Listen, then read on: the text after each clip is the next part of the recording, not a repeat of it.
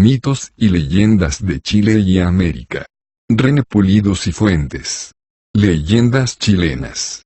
La ciudad de los Césares. Entre las leyendas de Chiloé, una de las más importantes es la de la ciudad de los Césares.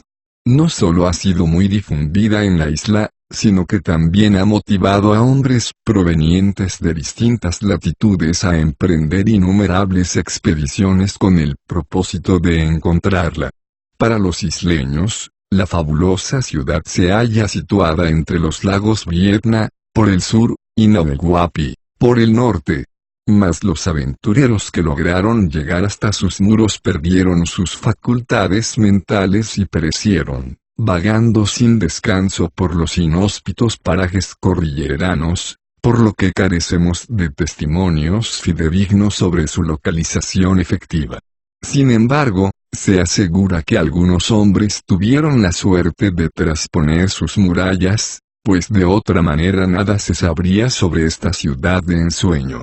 Entre ellos se encuentra un religioso franciscano, quien permaneció en ella más de 3 años.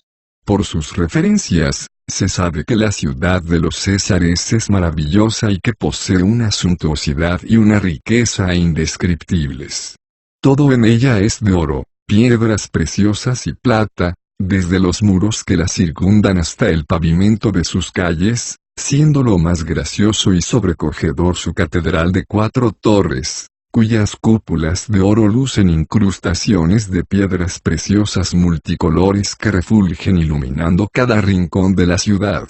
Esta iglesia posee una campana gigantesca, de tan grandiosas dimensiones que, si llegara a repicar, se escucharía en toda la tierra y sus vibraciones reducirían a polvo las cordilleras más altas del planeta.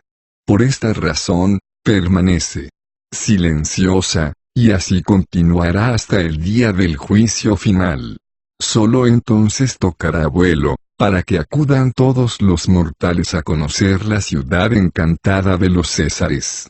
Emplazada sobre una suave colina en cuyas faldas se encuentra un lago de azules y tranquilas aguas, sus habitantes son hombres y mujeres comunes, que viven felices porque nada les hace falta. Todo allí es abundante. Nadie trabaja, no saben de enfermedades ni de dolores, nadie nace ni muere, ya que sus pobladores son los mismos que milenios atrás construyeron la ciudad. Tampoco envejecen. Puede sorprender, entonces, que tantos hombres hayan arriesgado la vida en su afán por redescubrirla. Esta leyenda tiene su origen histórico en un hecho protagonizado por el capitán Francisco César, en 1528. En aquella época, Sebastián Caboto, un marino veneciano al servicio de España, poco antes de partir a las minas del río Paraguay, autorizó al capitán Francisco César a que, en compañía de 14 soldados, fuera a descubrir las minas de oro y plata que, según se contaba, existían tierra adentro. César inició su expedición en noviembre del año 1528 desde el fuerte Sancti Spiriti, que fuera construido por Caboto a orillas del río Carcaraña.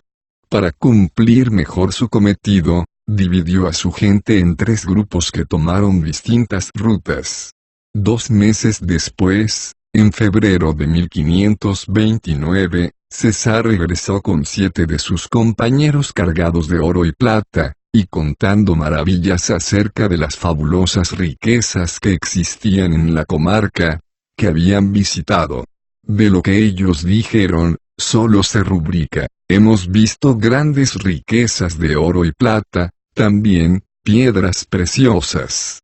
El resto fue agregado por la imaginación popular, cada cual puso algo en ello. Y así fue tomando forma la leyenda de la ciudad de los Césares. Acerca de esta aventura misteriosa existen varias versiones. Hay quienes aseguran que la ciudad encantada se encuentra en las soledades patagónicas, y relacionan el origen de la leyenda con los náufragos de la armada del obispo de Plasencia, el bosque Fray Jorge. Allá por el año 1627, llegó hasta las playas de la ciudad de La Serena una balandra tripulada por 2 marineros españoles y un inglés, conocido como Jorge, que se había incorporado a la embarcación cuando luchaba contra el mar embravecido, después del naufragio de su barco. Como este marinero inglés era profundamente católico, mientras combatía contra la despiadada fuerza de las olas frente a lo que hoy es la playa de las 4 esquinas, sin esperanza alguna de salvación, se hizo el firme propósito de vestir el hábito de la religión del primer hombre que encontrase al pisar tierra firme. Así, cuando desembarcó, junto con los marineros que lo habían salvado de morir ahogado, vio pasar a un lego franciscano, que tiraba de una cuerda a un asno gordo y rollizo, mientras recolectaba pescados, mariscos y algas en la playa. Al instante, el inglés Jorge se le acercó y le habló, diciéndole: «Padre, he salvado de morir ahogado porque me encomendé a Dios, y le prometí que, si sobrevivía, me haría monje, y eso es lo que deseo hacer ahora mismo, cumplir mi promesa». El cura lo escuchó muy atento, le sonrió y le respondió que si ese era su deseo, él no se opondría.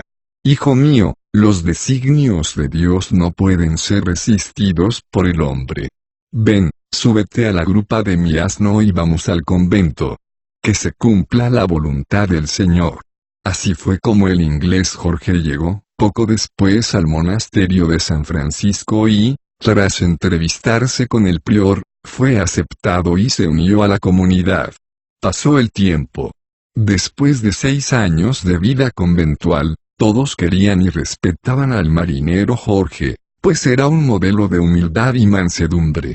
Su fama llegó a tal extremo, que muchos creyeron que se trataba de un santo enviado por Dios a la ciudad. Por esos días, los monjes franciscanos no habían podido terminar la construcción de su iglesia porque les faltaba madera, sobre todo, no tenían medio de proporcionarse los troncos largos necesarios para hacer las vigas del techo. Los frailes estaban muy tristes y, por supuesto, esto lo sabía muy bien Fray Jorge. Así las cosas, un buen día se presentó ante su superior y le contó que le había estado rogando a Jesús que le ayudase a concluir lo antes posible la construcción del templo. «Padre superior, anoche tuve un sueño muy hermoso», dijo. «Soñé con Dios, y me ha ordenado algo. Hijo mío, las órdenes de nuestro Señor siempre deben ser cumplidas. Dime, ¿de qué se trata esta vez?». Me dijo que hoy, en cuanto despertase, tomase una carreta con bueyes y me dejase llevar por el camino hasta donde quisieran conducirme los animales. Pues, entonces, así se hará.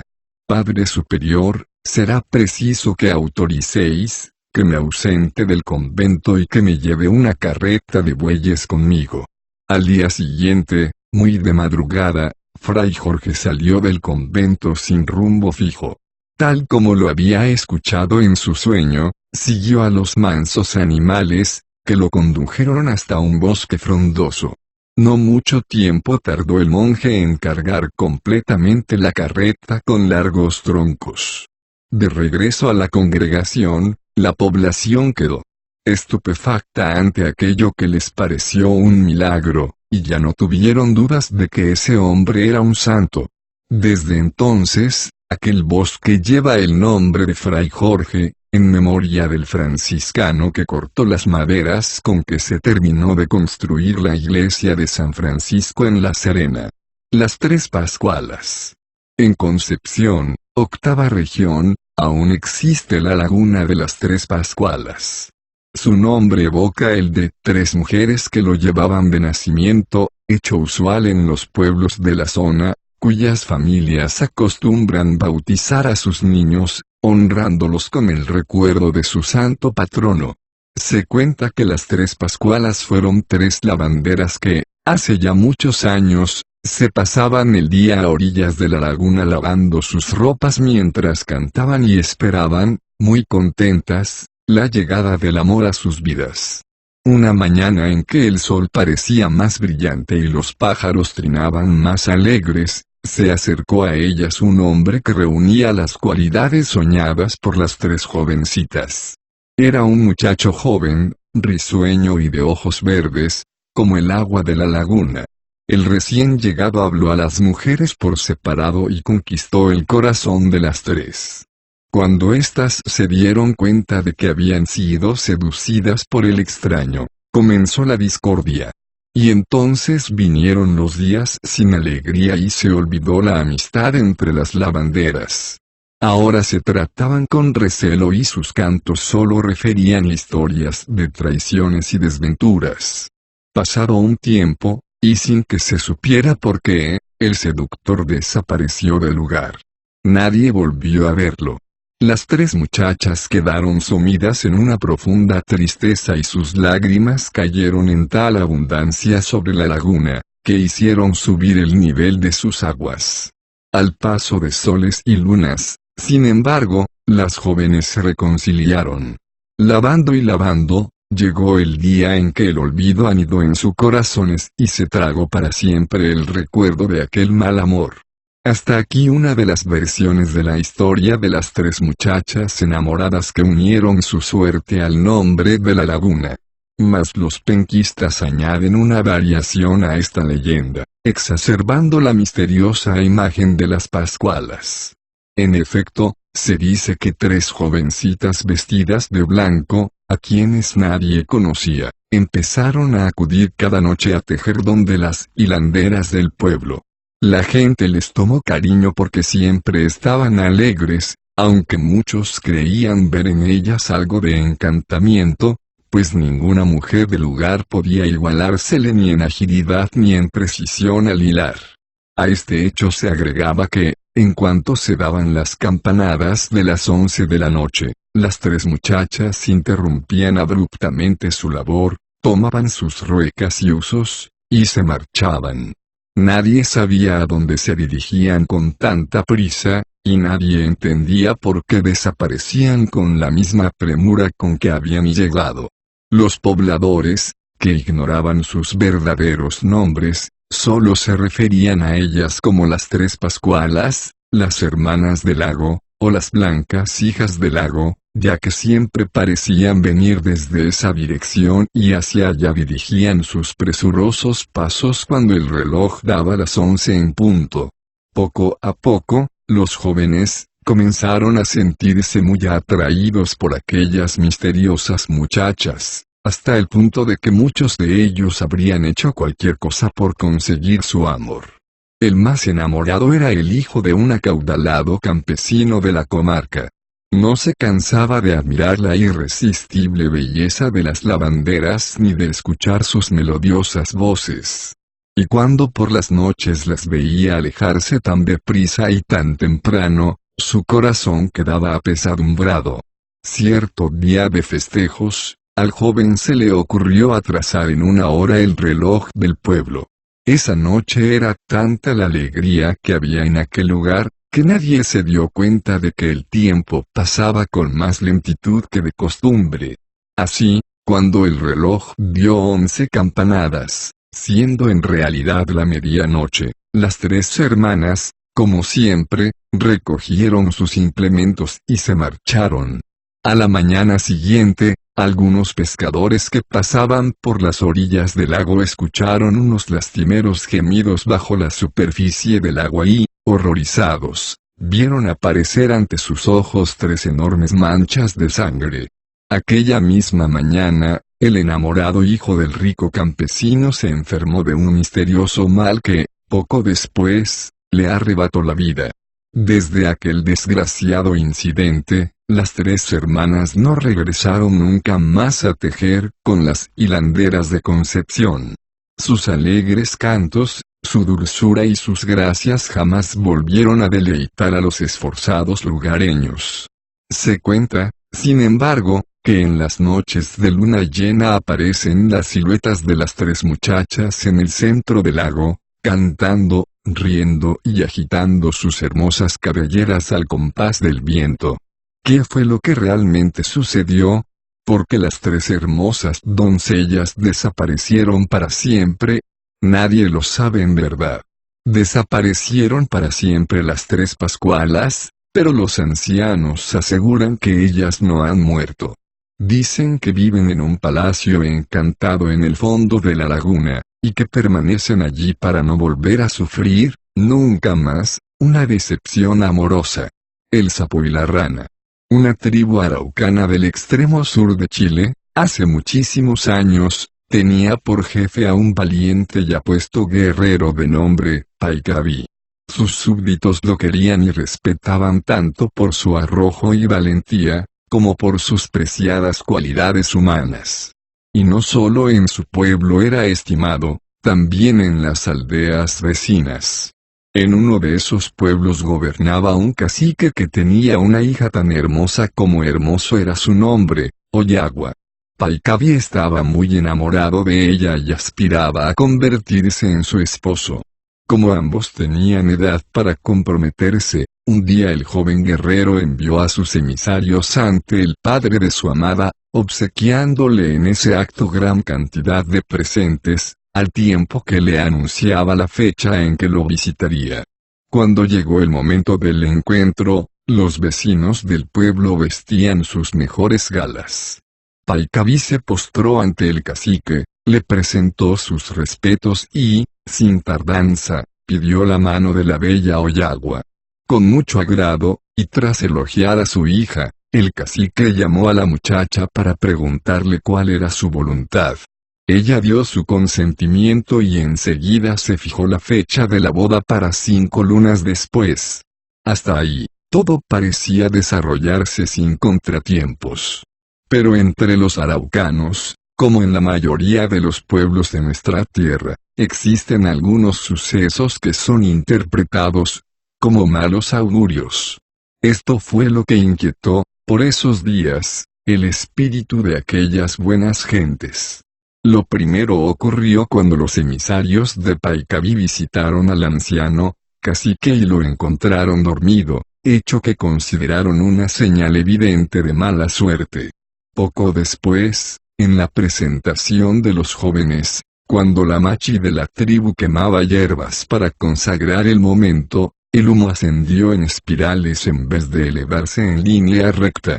Esto hizo que se levantaran intranquilas voces pidiendo se apagara el fuego, puesto que tan funesto signo presagiaba la infelicidad de los novios.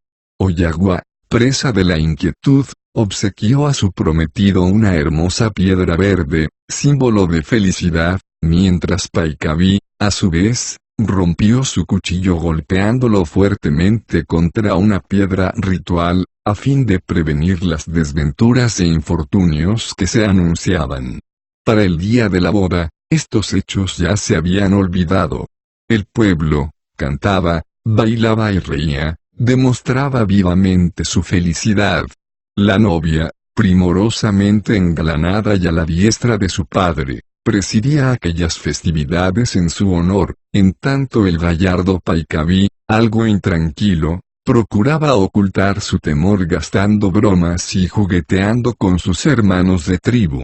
Cumplidos los ritos y solemnidades de la ceremonia, el toqui de la tribu unió a la pareja en matrimonio. Enseguida hubo grandes manifestaciones de júbilo y se dio inicio a una fiesta que se prolongó hasta entrada la noche. Al terminar los festejos, los lugareños despidieron a los recién casados y estos comenzaron a retirarse a sus aposentos. Mas en el momento en que la luna asomaba con redoblada luminosidad en el cielo, y proveniente del sendero que conducía a la laguna cercana al pueblo, se escuchó una misteriosa voz que, con irresistible poder de atracción, repetía el nombre del joven guerrero. La gente quedó paralizada, clavados sus pies en el suelo. Ante el asombro del cacique, de Oyagua y de todos los presentes, Paikaví echó a andar en dirección a la laguna, sin poder resistirse a aquel llamado. La gente, que lo seguía a cierta distancia, intentó en vano convencerlo de que detuviera su marcha, hasta se abalanzaron sobre él para impedirle el paso, pero todo fue inútil. Un impulso poderosísimo lo llevaba hacia la laguna.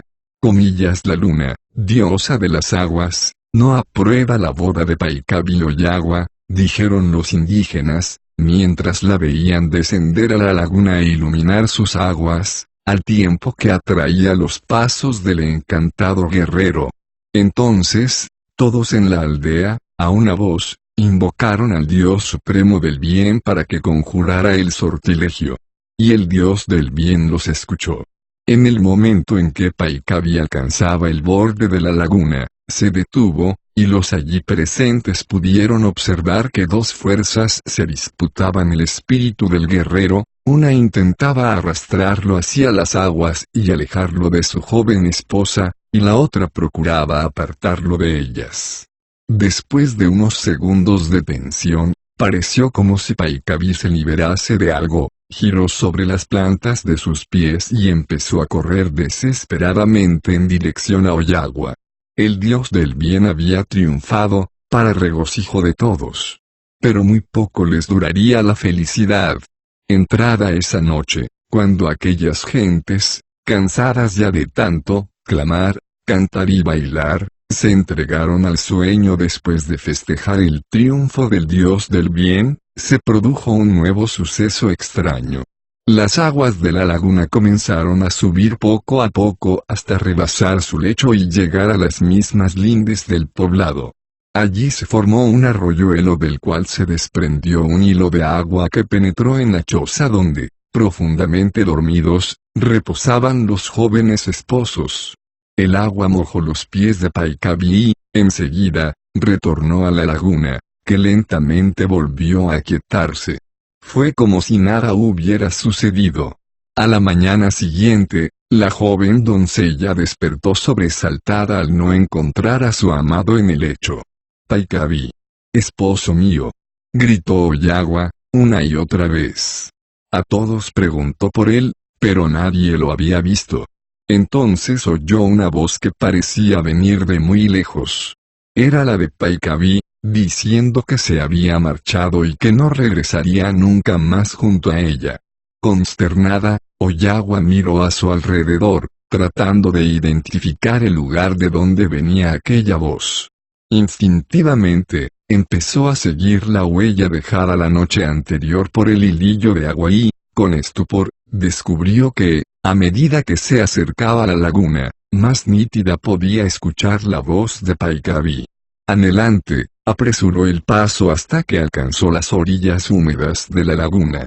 Permaneció unos instantes observando el lugar, sin moverse, sin siquiera pestañear.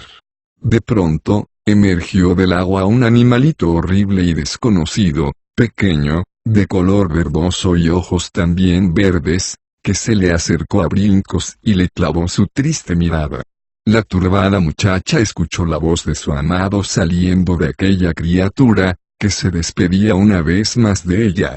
Y, a saltos otra vez, se hundió en las profundas aguas de la laguna. Inconsolable, la indiecita comprobó que la luna había convertido a Paikabí en sapo. Llorando, se arrodilló y elevó una plegaria a la diosa de las aguas, suplicándole le permitiera reunirse con su esposo.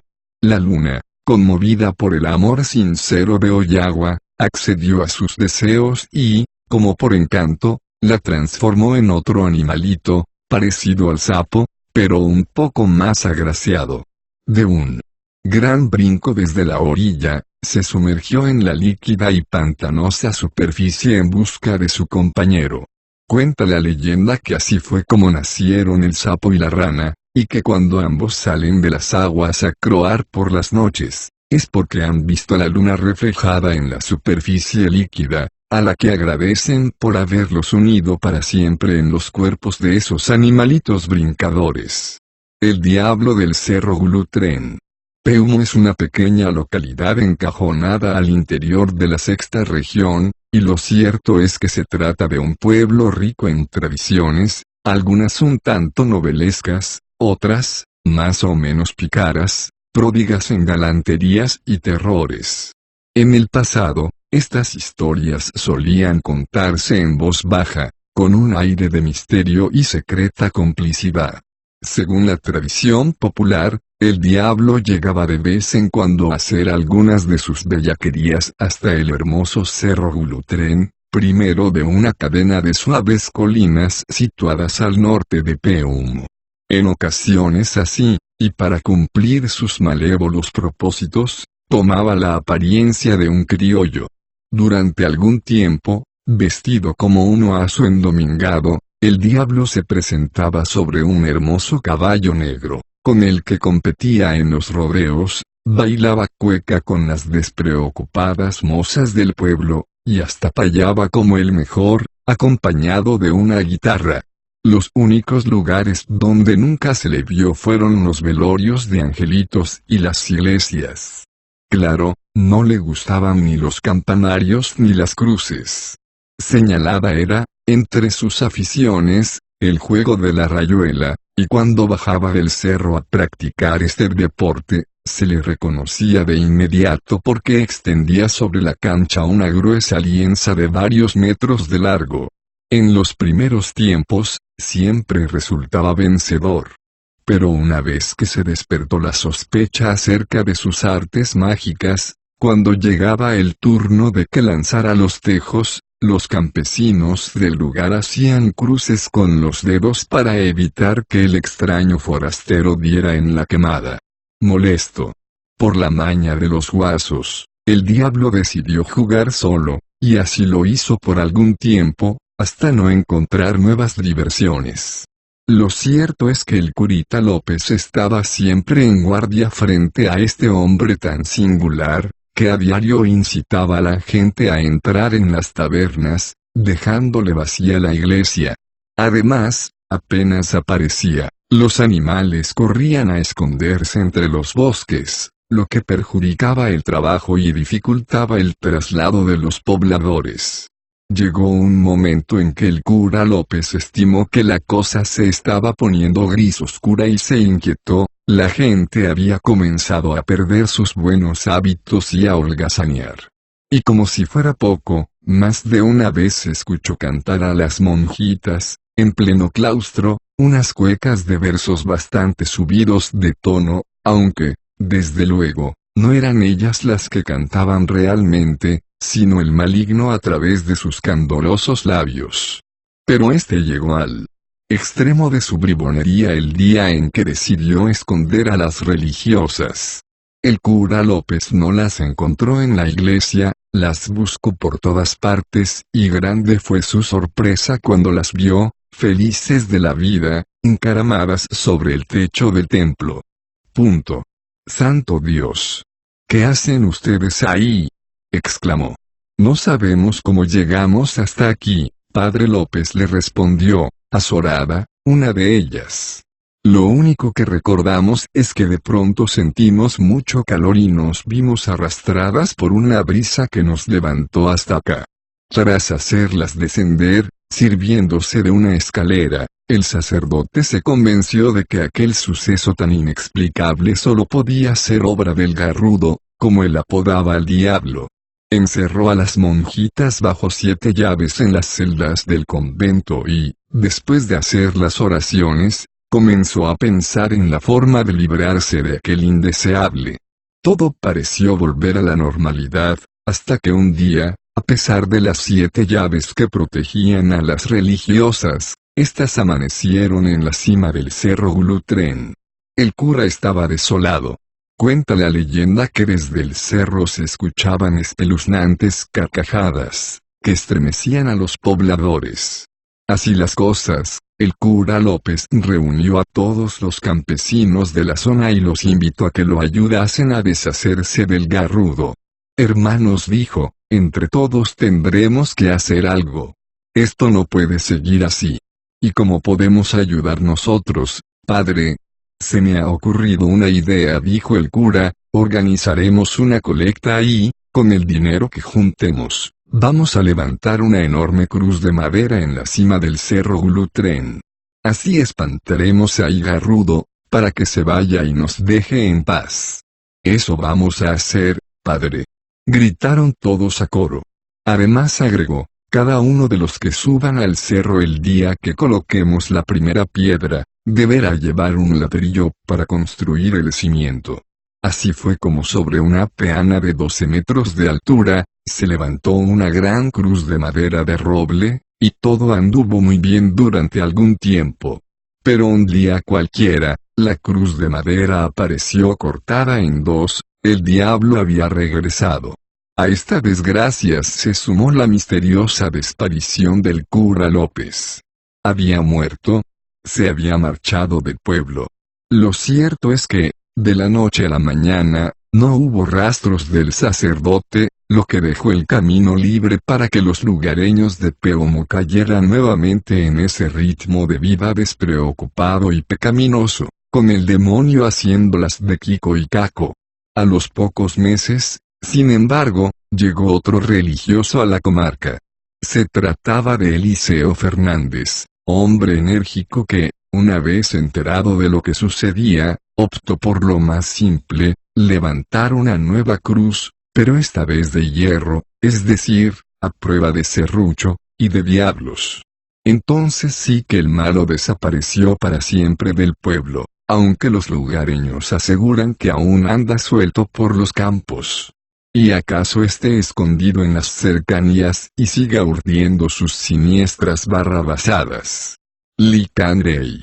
Todo comenzó cuando un valeroso soldado español se hubo separado de sus compañeros y, luego de perder su caballo, se echó a andar sin rumbo en medio de una tierra extraña.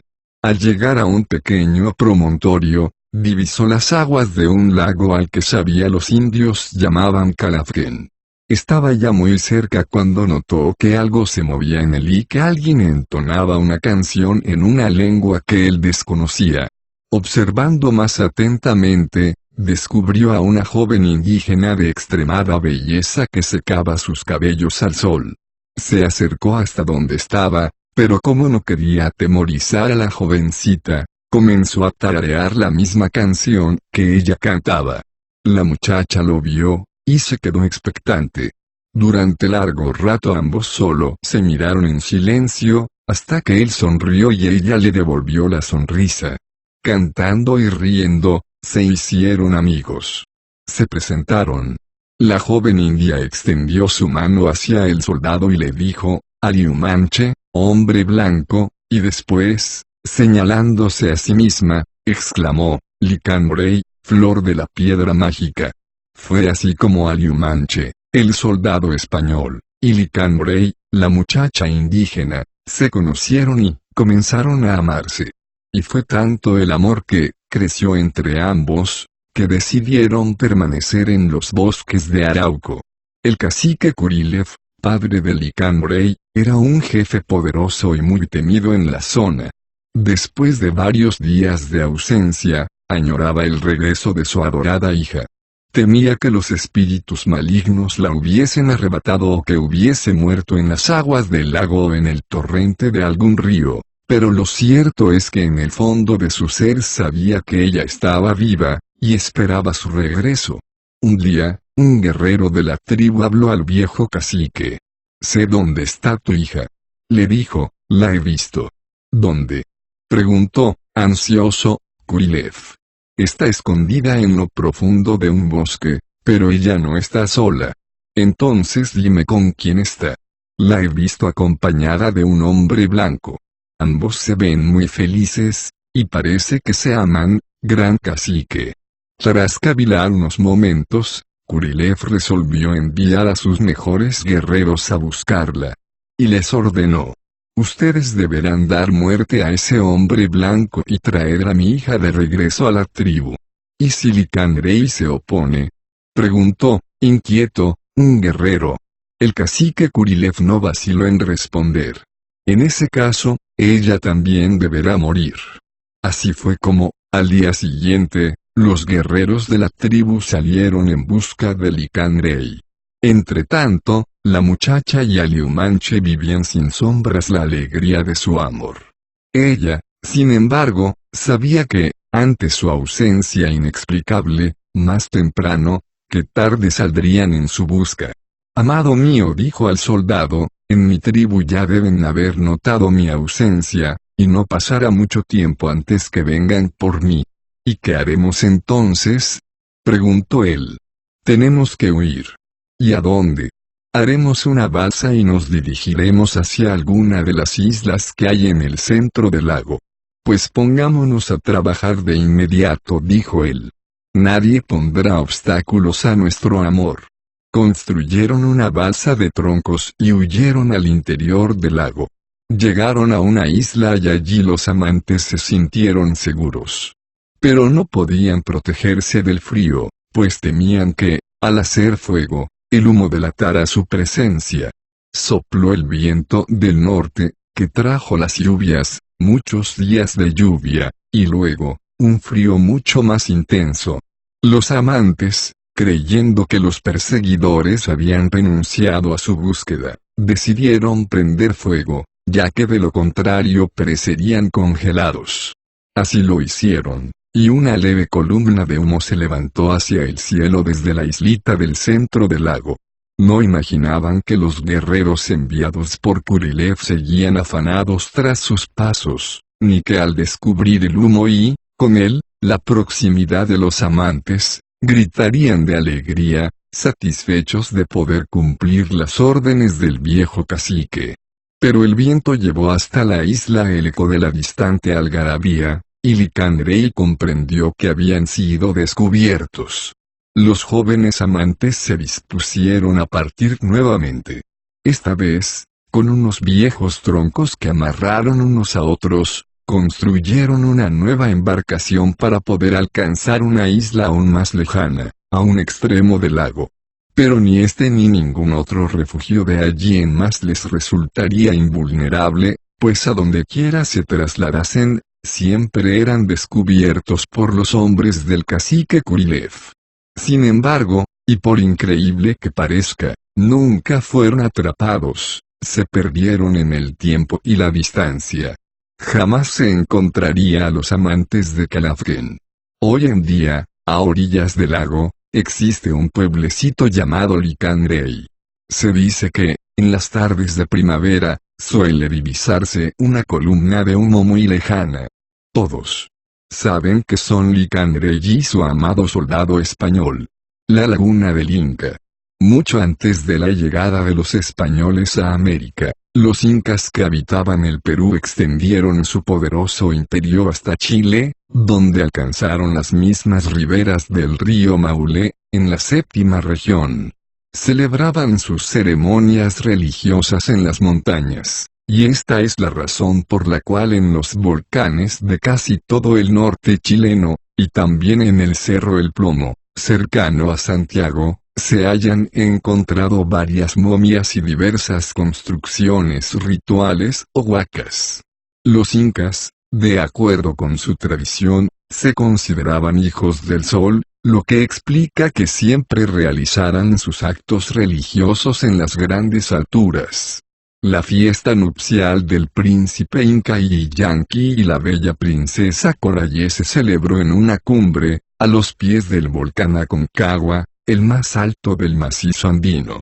Y debe haberse llevado a cabo muy cerca de la laguna que da origen a esta leyenda, en la que se menciona un lago de aguas muy claras.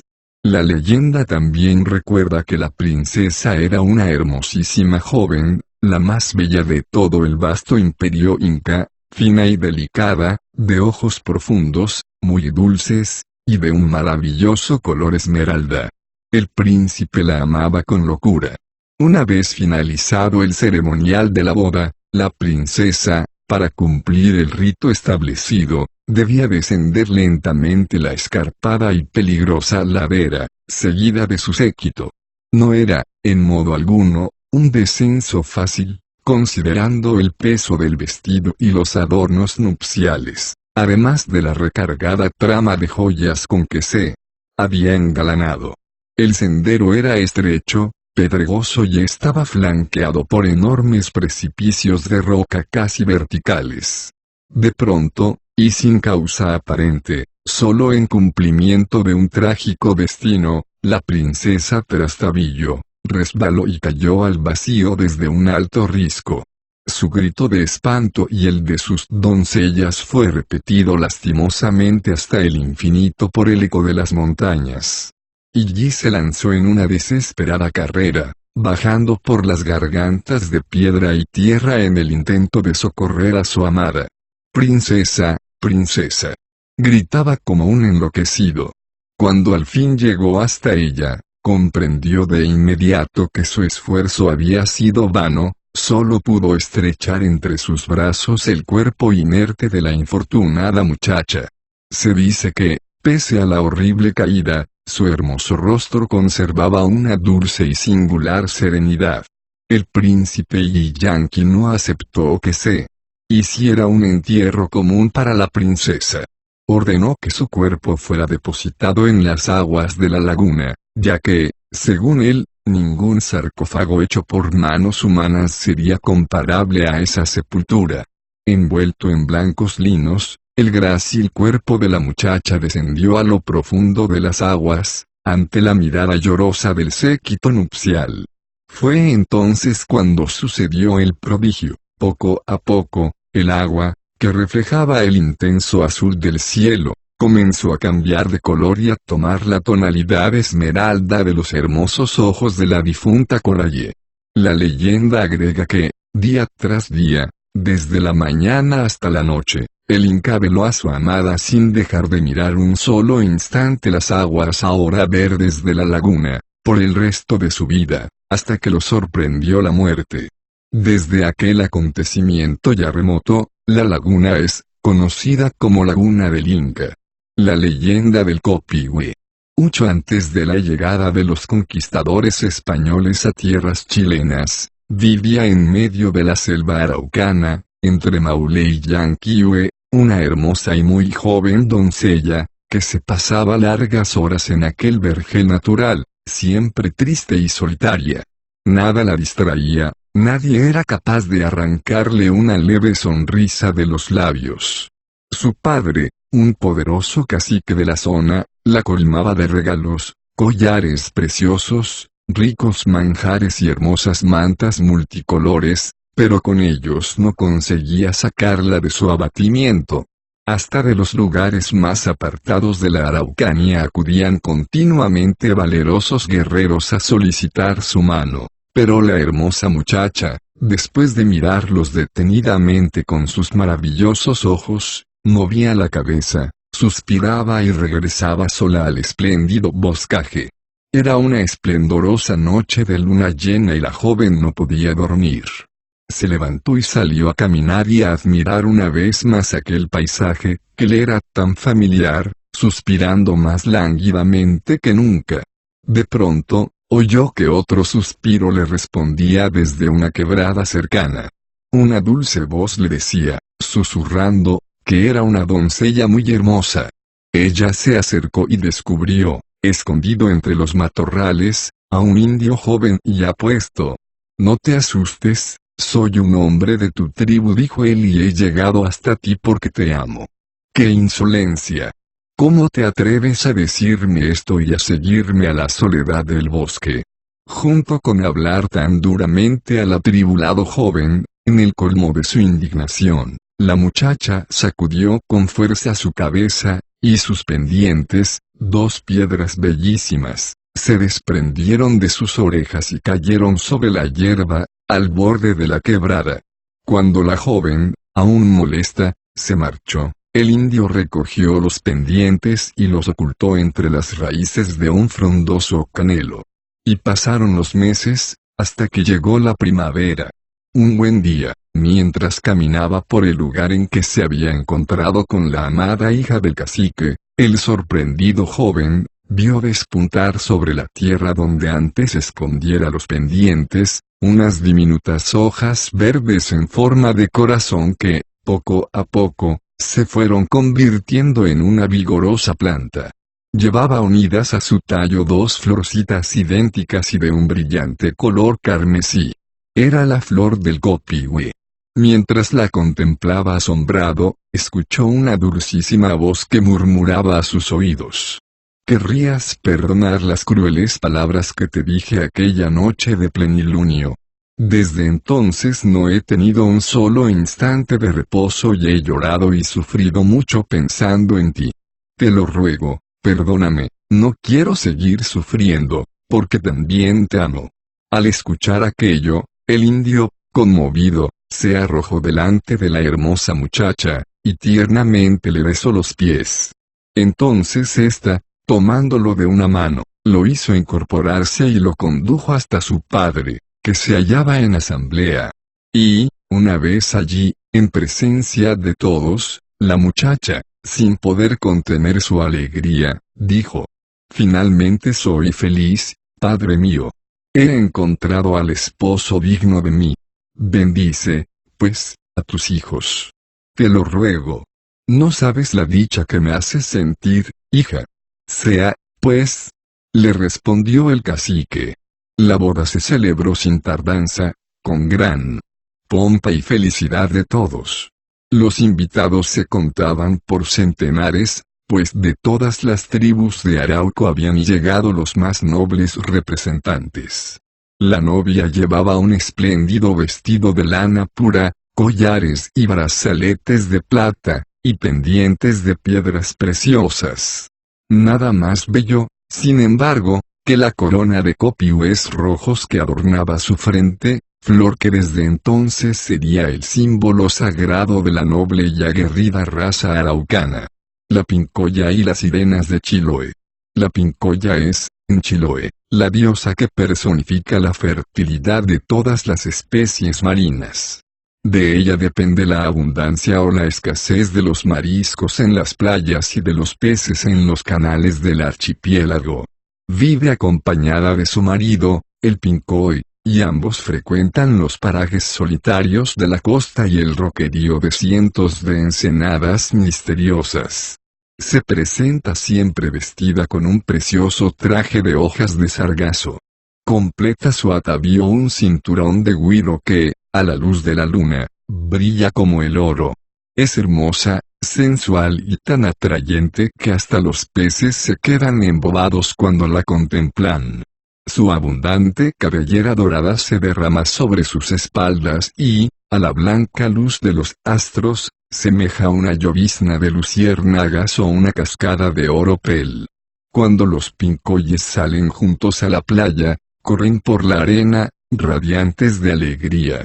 De pronto, el pincoy se sienta sobre una roca y entona una extraña melodía. Su voz dulce y susurrante atrae una y otra vez a la pincoya, que busca el compás moviendo con lentitud las caderas. Cuando la voz sube, el cuerpo de la diosa del mar se enerva, sus brazos se elevan al cielo y agita las manos en busca de las estrellas. Se entrega a una danza frenética y maravillosa. Si bailara mirando hacia los cerros de la costa, las playas de aquel lugar se volverían estériles, ya no habría en ellas mariscos ni peces. Pero si lo hiciera mirando hacia el mar y al término de su baile recorriera las playas sembrando mariscos, la abundancia rebasaría los roqueríos. Del mismo modo, los peces se pasearían por los canales en cardúmenes incontables. El pincoy es tan rubio y hermoso como ella, y un gran admirador de las mujeres bonitas. Horas enteras se pasa contemplando a las mariscadoras jóvenes. Y, a veces, también conquista sus favores, aunque ellas saben que él no engendra seres humanos, sino focas o niñas con cabeza de foca. Las sirenas. Las sirenas, según las creencias chilotas, son ninfas que recorren los laberintos de los canales del archipiélago. Se las describe como doncellas de extraordinaria belleza y como hembras sensuales y de encantos irresistibles. Se instalan generalmente sobre los peñascos de la costa, donde permanecen sentadas, carmenando sus cabelleras con finos peines de oro y nácar. Ya al atardecer, entonan hermosas canciones de amor que cautivan a los marineros que las escuchan y les hacen perder el juicio. El embrujo es aún mayor si el marino logra divisar a una de ellas. Allí está desnuda, apenas cubierta por su larga cabellera dorada, sonriéndole y llamándolo. De pronto, el hombre descubre que aquella ninfa no es una mujer verdadera, ya que de la cintura hacia abajo tiene cuerpo de pez. Cuando la sirena comprende la decepción que ha causado a su galán, estalla en llanto y, entre sollozos, le cuenta su desgracia y fatalidad. Si el Cándido la escucha, es seducido y llevado al fondo del mar, hasta el palacio encantado donde ella habita. Y desde ese instante, pasa a integrar el ejército de prisioneros que las sirenas mantienen para saciar sus caprichos. La princesa Malloa, a comienzos del siglo XVI, vivía en los alrededores de Rigolemo, en el Valle Central chileno, un conocido cacique también llamado Rigolemo, casado con Tralana. Ambos tenían una hermosa hija, la princesa Malloa. La singular belleza de la muchacha despertaba la admiración y el interés de casi todos los hombres que la conocían, entre los que destacaban sus primos Corcolén y Panquehue. Malloa, sin embargo, desoyendo a todos, terminó por casarse con otro miembro de la tribu, el gallardo joven Pelequén. Esto llenó de furia a sus pretendientes, y sobre todo a sus primos. Sin darse por vencidos, redoblaron sus atrevidos requiebros, y la hermosa joven, hastiada, rogó a su marido que la liberara de tan cruel hostigamiento. Pelequén, dijo, mis primos Corcolén y Panquehue me hacen la vida imposible.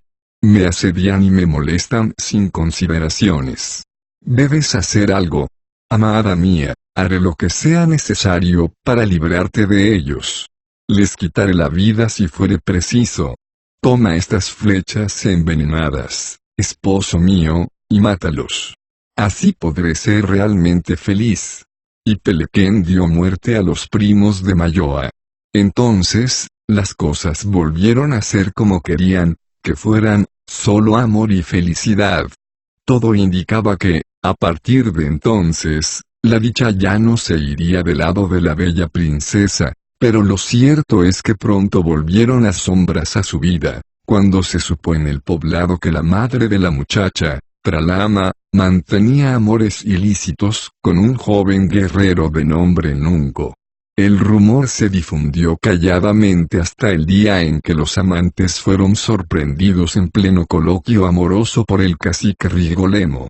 Ambos intentaron huir, pero el hechicero Chochue, alertado por Rigolemo, impidió su fuga, convirtiéndolos en dos bloques de piedra que se dice aún se pueden ver cerca del pueblo de Malloa, en la sexta región. Estos sucesos habían cambiado el carácter de la princesa Malloa.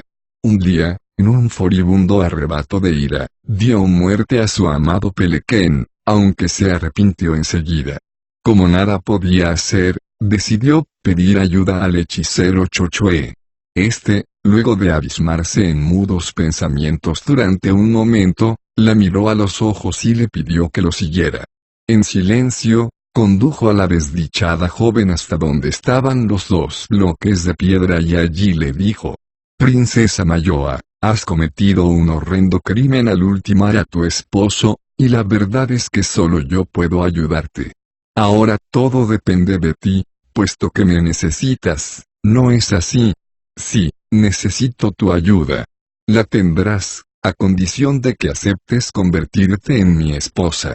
Al escuchar esta proposición, Malloa se resistió, pero tras prometerle el hechicero que viviría en un palacio encantado en la laguna Tagua Tagua, la muchacha terminó por aceptar.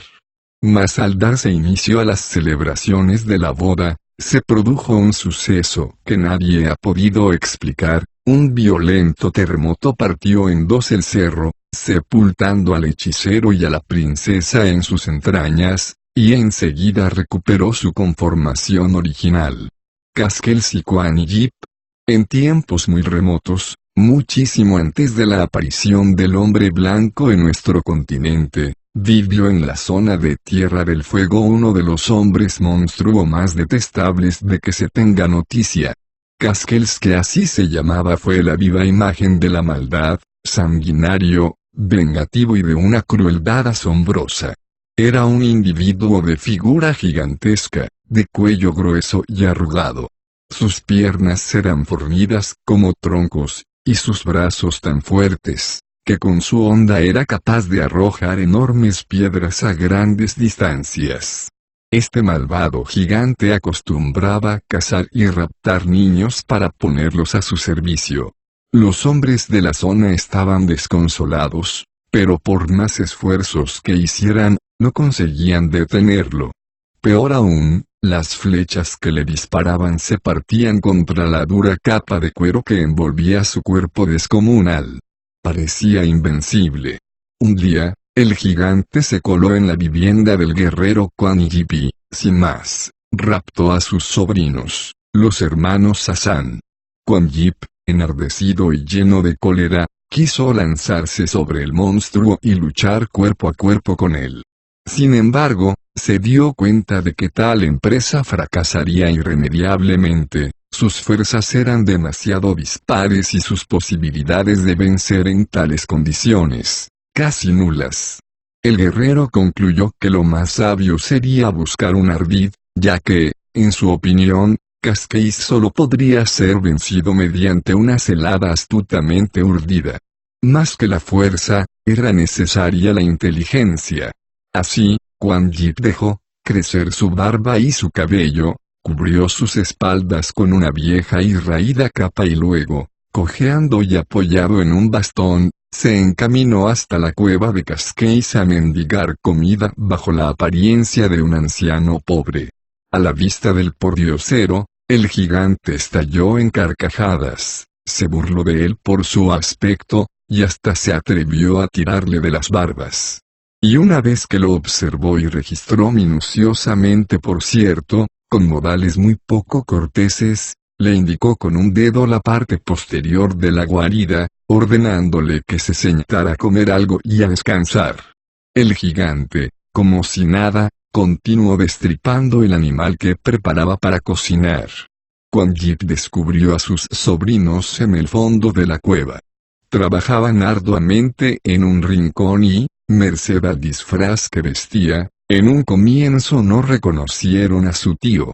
Sin embargo, al hablarles descorrió el velo de su identidad. Los pequeños iban a estallar en gritos de alegría cuando él los hizo callar. No, niños. Ríanse de mí para que Cascais no sospeche nada.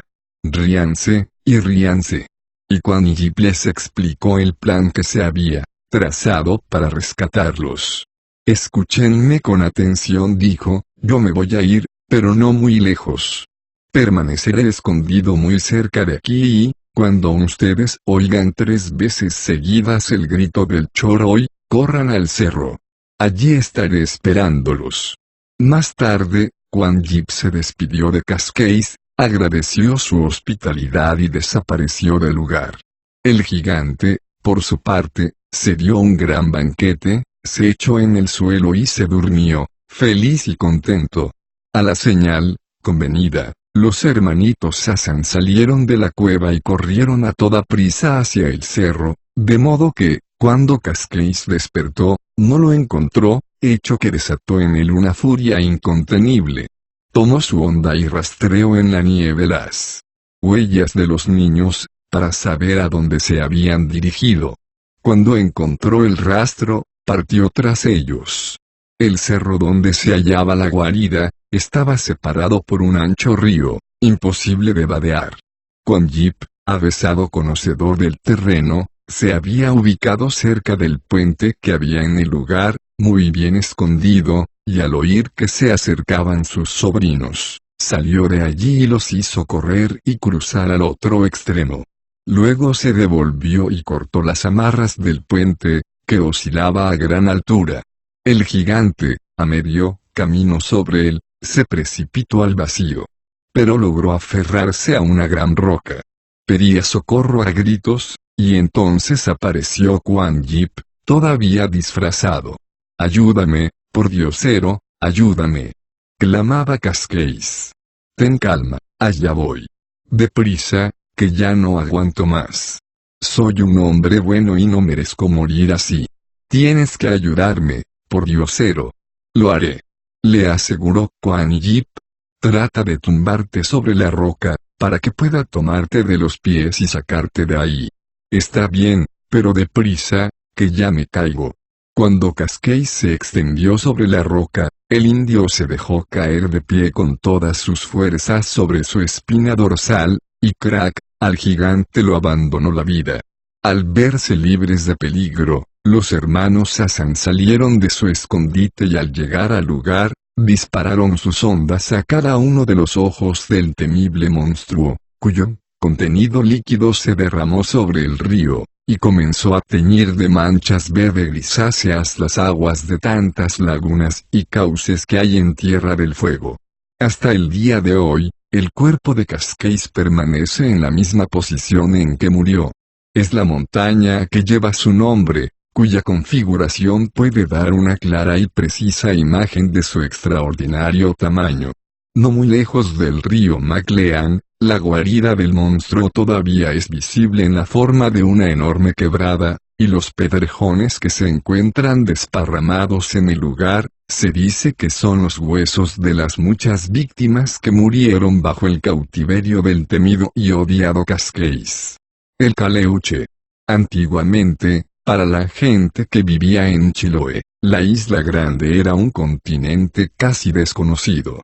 Keilen y Chonchi quedaban lejos, y solo se navegaba hacia allá de tarde en tarde, para vender el producto de la pesca. Castro aparecía como una ciudad remota, la esperanza de algunos jóvenes era llegar hasta ella y quedarse ahí o partir hacia rumbos más distantes, pero eso se veía como un sueño, como una quimera. Y ahí fue donde nació la leyenda del Caleuche. El Caleuche es el barco fantasma utilizado por los brujos del misterioso archipiélago de Chiloé para trasladarse de un punto a otro, y que puede navegar tanto en la superficie de las aguas como debajo de ellas. También recibe el nombre de buque de arte. Esta tal vez sea la denominación más adecuada que pueda dársele, ya que por arte de magia recorre enormes distancias a una velocidad fantástica y transforma a voluntad su estructura, ya sea en un tronco de árbol o en una roca de color negro. Por lo general, el Caleuche se presenta como un velero muy hermoso, pintado de blanco y profusamente iluminado.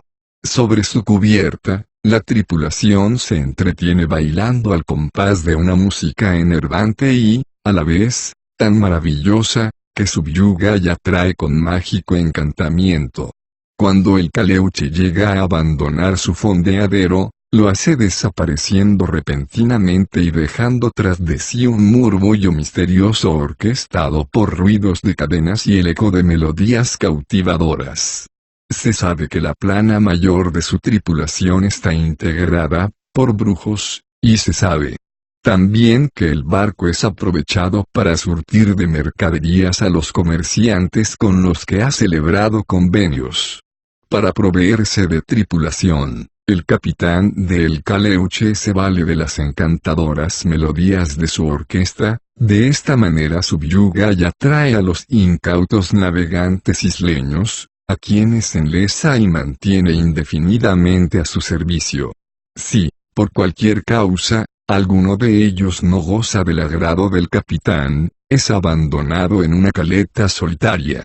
Cuando tal cosa acontece, el desdichado se vuelve mudo o permanece para toda la vida con sus facultades mentales perturbadas. Pese a la creencia popular de que la visión del Caleuche presagia una muerte segura, hay personas en la Isla Grande que afirman han conocido a hombres que dijeron haber visto el Caleuche. Tal vez lo hicieron desde la costa y no navegando. En todo caso, los que navegan entre las islas del archipiélago durante la noche lo hacen con el profundo temor de divisar al hermoso y misterioso barco iluminado. Este puede aparecer en cualquier momento, y cuando de él surgen la música y las canciones es porque la muerte está muy próxima y el naufragio será ya inevitable. Los que no perezcan pasarán a formar parte de la tripulación del barco fantasma, el Caleuche. Juan Soldado. En el pasado, la ciudad de La Serena era mucho más hermosa que en la actualidad. En ella vivía un joven muy bien parecido, pero lamentablemente también muy pobre, llamado Juan Díaz. Todos lo conocían con el apodo de Juan Soldado, nombre que más tarde designaría el cerro cerca del cual está edificada la ciudad. Ocurre que Juan Soldado se enamoró perdidamente de la única hija de un riquísimo y poderoso cacique que, por entonces, vivía en un poblado indígena no muy lejos de la ciudad. Enterado de lo que sucedía, y puesto que era extremadamente ambicioso, se opuso en forma tajante a que su única hija fuera desposada por un hombre pobre, y, por añadidura, blanco. Y así se lo hizo saber a todo el mundo, para que, de paso, se enterara Juan Soldado. Juan Díaz, al ver que su condición de hombre blanco y pobre era un obstáculo para su romance, quiso cortar por lo sano. Decidió raptar a la joven muchacha para luego casarse con ella en una pequeña iglesia muy oculta en los alrededores de La Serena, toda vez que él era un ferviente cristiano. Y así, tal cual, sucedió. Un día, y sin previo aviso, ni siquiera a su amada, Juan Soldado irrumpió intrépidamente en el poblado indígena. Tomando a la muchacha de un brazo, la encaramó a la grupa de su caballo, y, sin perder un momento, huyó con ella a galope tendido en dirección a la ciudad. Se dice que en el momento en que un sacerdote bendecía su unión, llegó hasta la iglesia un grupo de vecinos que se habían enterado de lo sucedido y deseaban advertir a Juan Soldado que el cacique venía tras sus pasos. Juan Soldado, dijeron, el padre de tu novia está furioso y viene hacia acá con todos sus guerreros. Debes huir cuanto antes, tu vida y la de tu amada corren peligro. Eso habrá que verlo. Respondió el valiente mocetón. El cacique amenazó con que los va a matar, a ti y a su hija y que, además, destruirá la ciudad. Huyan antes de que sea tarde. Eso será después de que nos casemos. Insistió Juan Soldado. Es que ya no tienes tiempo. Las autoridades también se han enterado de lo que está pasando, y, para evitarse problemas, han ordenado tu captura. No tienes escapatoria. Nadie sabe con certeza qué sucedió, pero en los mismos momentos en que el cacique con sus guerreros pisaban los suburbios, y los guardias enviados por las autoridades llegaban a las proximidades de la capilla, ésta simplemente desapareció. ¿Qué ocurrió? Dios, que cultiva los grandes amores y juzga del bien y del mal, viendo que no había nada más grande que el cariño de aquella pareja, y que se cometía con ellos tan tremenda injusticia, envolvió las inmediaciones del lugar en un manto de luz tan intensa, que ya ningún ojo humano fue capaz de verlo. Ambos bandos, tanto las huestes del cacique como los soldados, recorrieron todo el lugar de un extremo al otro durante mucho tiempo, sin resultados, porque la capilla no estaba, definitivamente había desaparecido. Desde entonces, y en ciertas noches, particularmente los sábados, los que pasan cerca del lugar donde estuvo edificada la pequeña iglesia escuchan música y canciones, mientras que los Viernes Santos la ciudad se hace visible solo a los que la contemplan desde lejos, borrándose poco a poco a los ojos de los que pretenden llegar a ella. La tirana del Tamarugal. Junto con el conquistador Diego de Almagro, llegaron a Chile tres importantes personajes peruanos: el príncipe Paulo, cuyo hermano, Manco, había sido designado emperador por Pizarro; Willacuma, sumo sacerdote del Templo del Sol ubicado en el Cusco; y su hija, una hermosa ñusta o vestal, por entonces de 23 años. Los tres venían con Almagro para prevenir algún posible alzamiento. La idea era muy simple: cualquier intento de rebelión de los yanaconas, mucho más numerosos que los españoles, lo pagarían los peruanos, con sus vidas. Sin embargo, estos tres personajes venían escoltados por un séquito de sacerdotes y capitanes, quechuas, los que bajo su aparente sumisión escondían intensos deseos de liberarse y de vengarse del yugo hispánico. Al regresar a Chile, Cuando las ya desmoralizadas huestes de Diego de Almagro atravesaban la pampa del Tamarugal, y después de recibir un mensaje de Manco, quien se había sublevado contra los conquistadores y tenía sitiada la ciudad de Cusco, el príncipe Paulo consiguió fugarse, huyendo hacia la provincia de Charcas, lo que hoy es Bolivia, para desde allí extender la rebelión. Más tarde, el sumo sacerdote y 12 oficiales quechuas quisieron hacer lo mismo, pero no lograron consumar su evasión, y tras ser alcanzados y detenidos, fueron ajusticiados en presencia de la horrorizada ñusta. La ñusta huyó poco después, adentrándose, seguida por un centenar de leales guerreros y servidores, en los bosques de la pampa del Tamarugal. Allí reinó por 4 años, convertida en sacerdotisa y capitana de sus hombres, ejecutando sin piedad a cuanto español cayera en sus manos.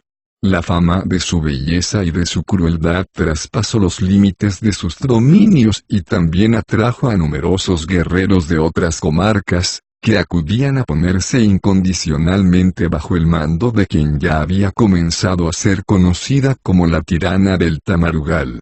Por aquellos años, un joven y muy apuesto minero portugués, llamado Vasco de Almeida, trabajaba en Huantajaya, un mineral de plata situado a corta distancia de Iquique.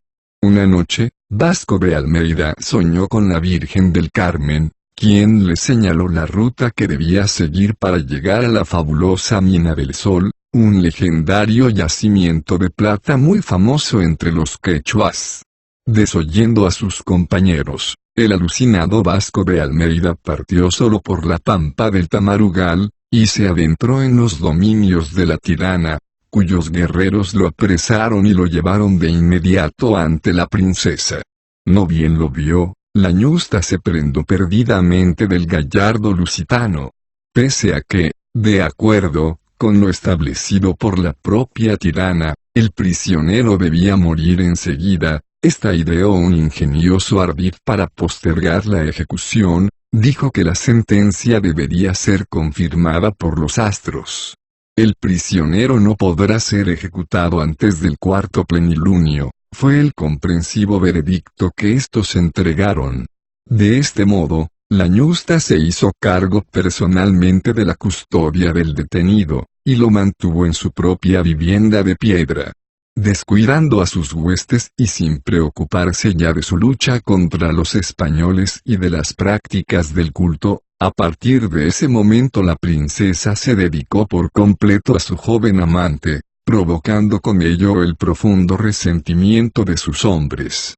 De acuerdo con las leyes, sin embargo, Vasco de Almeida debía morir.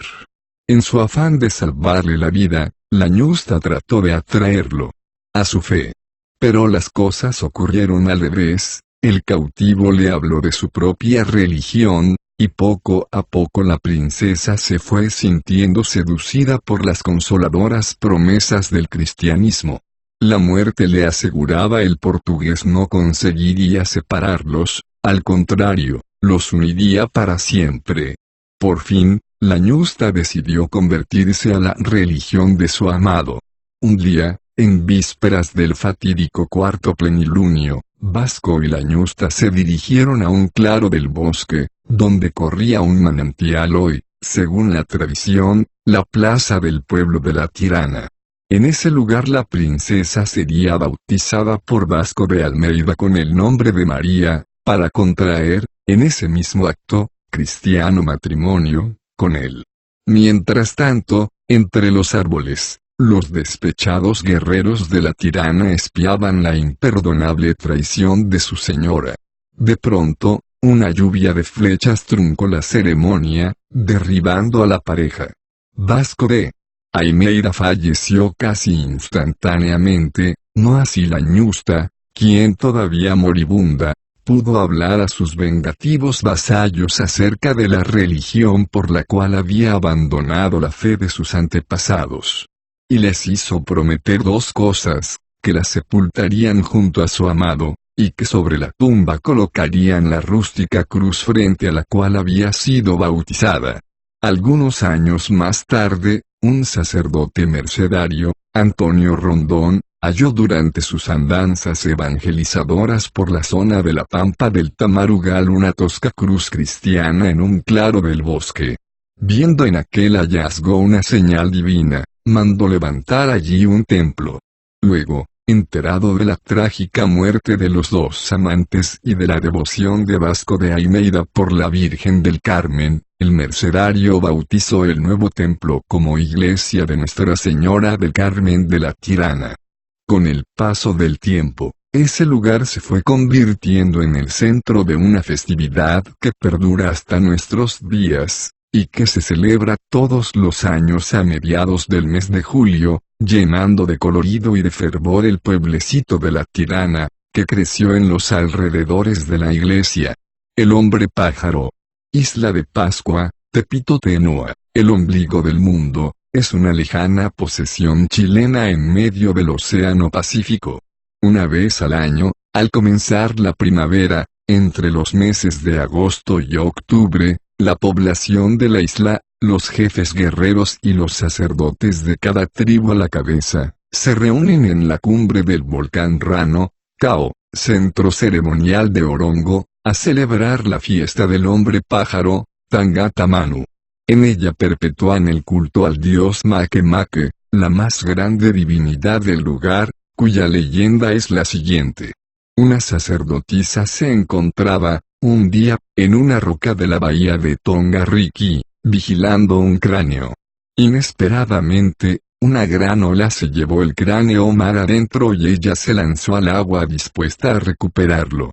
Después de nadar varios días sin lograr alcanzarlo, llegó a un islote llamado Motiroiba. Allí, el dios Awa se le apareció y le preguntó: ¿A qué has venido tú? Vengo en busca de mi cráneo, respondió la sacerdotisa. Ese cráneo es el dios Makemake, le informó Awa. La sorprendida sacerdotisa no supo qué responder, pero pronto comprendió que su destino era permanecer en el islote con Makemake y Awa. Allí se quedó por un tiempo, viviendo de la pesca que estos le llevaban. Cierto día, Makemake dijo al dios Awa: la vieja sacerdotisa ha venido a buscar pájaros. ¿Y si nosotros lleváramos los nuestros a la isla de donde ella viene? Después de meditarlo, Awa respondió: de acuerdo. Dile a tu sacerdotisa que se prepare para viajar con nosotros. En su tierra, revelará nuestros nombres y enseñará el culto que han de rendirnos sus habitantes. Los dioses indicaron a la sacerdotisa los ritos que deseaban dar a conocer a los isleños y enseguida se alejaron, llevando delante de ellos los pájaros en busca de un lugar apropiado donde dejarlos. Awa y Makemake prometieron no descansar hasta encontrar un sitio seguro, lo que aconteció cuando los pájaros se establecieron en los islotes Motunui y Motuiti. Durante todo ese tiempo, la anciana mujer recorrió la isla iniciando a los lugareños en las ceremonias y ritos del nuevo culto.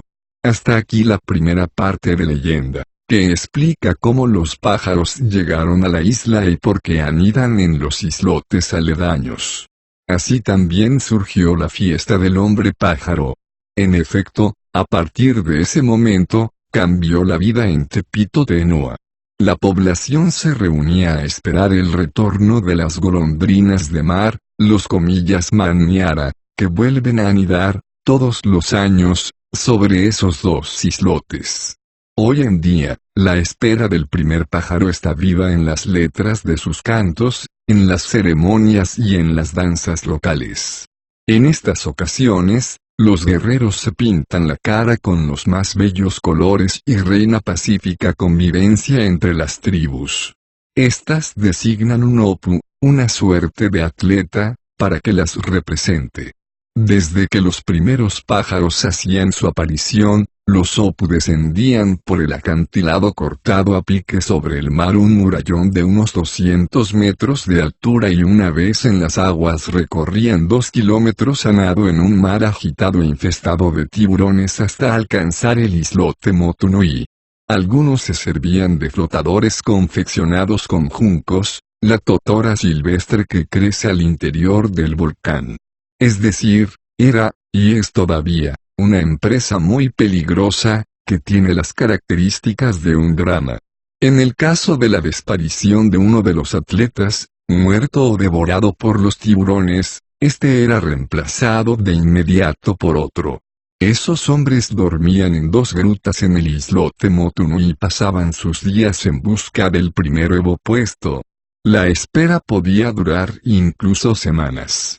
Cuando el mar permanecía en calma, el abastecimiento estaba asegurado por otros servidores, que transportaban la comida guardada en juncos cónicos. El primero de los opucomillas en descubrir un huevo gritaba el nombre de su jefe. El grito era repetido por un centinela que quedaba aguardando durante todo ese tiempo en una gruta ubicada al pie del acantilado, llamada Carrorigo Manu, para escuchar al pájaro. Una vez descubierto el primer huevo, los opu dejaban el lugar para retornar a lo alto del acantilado. Aquel que había tenido el honor de descubrirlo, lo fijaba en su frente y se lanzaba al agua para ganar la orilla opuesta, seguido muy de cerca por los demás, ya que, según la leyenda, los dioses lo protegían y también a los que lo seguían. Curiosamente, jamás hubo un accidente para aquellos hombres al volver de su misión, ni siquiera se supo que alguna vez fueran atacados por los tiburones. Al llegar a lo alto del acantilado, el opucomillas ganador, en gran ceremonia, entregaba el huevo a su respectivo jefe de tribu, quien era de inmediato proclamado Tangata Manu. Este se cortaba el pelo y, al recibir el sagrado huevo, salía acompañado triunfalmente por una jubilosa comparsa, por toda la isla, llevando además la insignia de su cargo, el Ao. Durante todo un año, aquel hombre era tapu, o sea, una persona sagrada, y debía vivir, al menos durante 6 meses, en el más estricto aislamiento en una casa ubicada en las faldas del Rano Raku. Licarayen. Cuenta la leyenda que, cuando todavía no habían llegado a las tierras sureñas de Chile los hombres blancos, vivían en la región del lago Yanquihue varias tribus indígenas que se dedicaban más a la borrachera y al ocio que al trabajo. Sucedía que un genio maléfico, conocido como el Pillán, había infiltrado a sus secuaces en medio de esos indígenas con el fin de causarles toda suerte de males. A muchos había vuelto locos, suministrándoles infusiones de latue, una poción de hierbas que perturbaba el razonamiento, en tanto que a otros había deformado la cara y los demás miembros del cuerpo. Es que el Pillán y sus machis esparcían la maldad entre los pobres indios que, esclavizados por los vicios, ya no conseguían ni siquiera darse cuenta de la triste situación en que se hallaban. Durante las noches, todas aquellas comarcas presentaban un aspecto verdaderamente pavoroso. Grandes llamaradas salían de los cráteres e iluminaban el cielo con resplandores de fuego. Las montañas parecían hogueras y las quebradas que circundaban los volcanes Osorno y Calbuco eran como la misma boca del infierno. Cuando los infortunados indios, inspirados por los buenos genios, se entregaban al trabajo y a la labranza de la tierra, el gran Pillán se enfurecía, hacía estallar los volcanes y sacudía horrorosamente el suelo. Durante días y semanas enteras llovían fuego y ceniza que destruían, en pocas horas, los frutos de varios años de ardua labor. Es que el Pillán odiaba el trabajo y odiaba la virtud. Se decía, desde muy antiguo, que para vencer al Pillán era menester arrojar al cráter del volcán Osorno una hoja de canelo, y que entonces empezaría a caer del cielo tanta nieve que terminaría por cerrar su boca, dejando al malvado prisionero en su interior. Pero los indios no podían llegar allí, porque lo impedían las inmensas quebradas que rodeaban los volcanes y los ríos de fuego y lava que corrían por sus laderas constantemente. En el colmo de la desdicha, un día celebraron un gran machitún. De improviso, apareció entre ellos un indio viejo al que nadie conocía ni sabía de dónde venía. Después de pedir permiso para hablar, dijo lo siguiente. Para llegar al cráter y terminar con los problemas que los aquejan, será necesario que sacrifiquen a la virgen más hermosa de la tribu. Deberán arrancarle el corazón y colocarlo en la punta del Pichijuán, tapado con una rama de canelo. ¿Y qué pasará después?, preguntó, temeroso, el cacique. El anciano desconocido respondió. Entonces vendrá un pájaro del cielo, que se comerá el corazón de la doncella. Enseguida se llevará la rama de canelo y, desde lo alto, la dejará caer en el cráter del volcán Osorno. Pero para que esto se cumpla y sus efectos sean duraderos, deberán hacer la promesa formal de ser trabajadores y virtuosos, pues de volver a caer en brazos del vicio, la nieve se derretirá y el pillán volverá a arrojar fuego y ceniza sobre ustedes y sus rucas, y temblará la tierra. Tras decir aquello, el indio viejo desapareció tan misteriosamente como había llegado. A partir de ese momento, el cacique se dio a la tarea de indagar para saber cuál de todas las vírgenes de su tribu era la de más valía. Una asamblea de indios ancianos resolvió que esta era Licarayen, la hija menor del cacique, una joven de singular belleza, de ojos claros como el agua y poseedora de un alma blanquísima. Temblando de amargura, el mismo cacique dio la noticia a su hija. Ella, al escucharlo, muy serena, lo consoló diciéndole: Padre mío, moriré contenta, sabiendo que mi muerte aliviará las penurias y los sinsabores de mi valerosa tribu. Hija adorada, no sabes el dolor que todo esto me causa. Lo sé, dijo ella, pero no debes entristecerte por lo que el destino ha dispuesto para mí. Y después de un momento de silencio, agregó: quiero pedirte un favor muy especial. Lo que tú digas, Licarayen.